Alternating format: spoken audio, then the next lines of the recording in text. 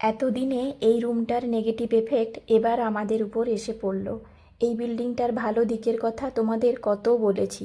4 বছরে প্রথম এইবার এত জলের সমস্যায় ভুগছি, তা আর বলার নয়। সারাদিনের জল সব ভরে রেখে একদম বুঝে বুঝে খরচ করতে হচ্ছে। আর জল খাবার জন্য তো কিনে খেতে হচ্ছে, আর সেটা ভরে রাখার মতো আমার কাছে তেমন কিছু ছিল না। তাই আমার এক তেলেগু নেবার আমাকে এই পেতলের কলসিটা কিছুদিনের জন্য ব্যবহার করতে দিয়েছে।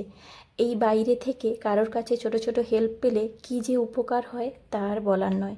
আজকে ব্রেকফাস্টে আমি মুড়ি খাবো ঠিক করলাম, তার সঙ্গে বেগুন ভাজা বানালাম।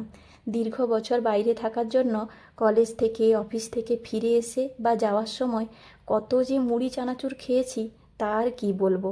এখনও সন্ধেবেলা কিছু না পেলে মুড়ি একটু ছোলা ভাজা চায়ের সাথে নিয়ে বসি। তাই ব্রেকফাস্টে আর ঘটা করে বেশি করে মুড়ি খেতে একদমই ইচ্ছে করে না, কারণ কেনা ফোলা একদম নোনতা মুড়ি সত্যিই খেয়ে শান্তি পাই না। হায়দ্রাবাদে মুড়িকে জানো তো মুড়মুড়া বলে, তবে এদের মুড়ি খাওয়ার ধরনটা আলাদা। একদিন সেটা কখনো বলবো।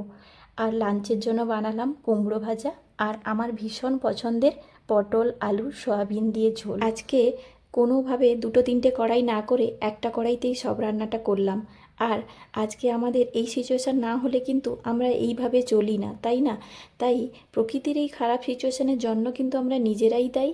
আর আমাদেরকে এই ফলাফল বা এই খারাপ দিক মাথা পেতে নিতেই হবে, কিচ্ছু করার নেই। চলো আজ তাহলে এখানেই থাক, পরে আবার কথা হবে।